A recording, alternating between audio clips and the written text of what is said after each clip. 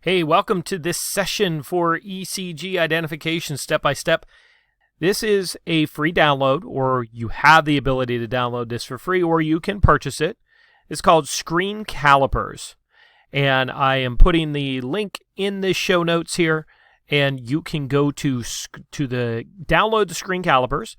This is at iconico.com/caliper and another backslash. So what these things do is, this is what I use all the way through all of my digital ECG identification. It is a great tool to help measure ECGs.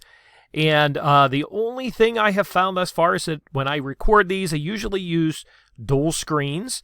And what I found with this is that suddenly it just decided that it did not want to work with dual screens. So whether or not that's a graphic card issue or that is particular to something that happened with an upgrade, I may have too many things running, just as one of those things to consider, that if it starts bouncing around, it probably has something to do with the fact that you're using two screens. So just disconnect that one extended screen and you should probably be okay.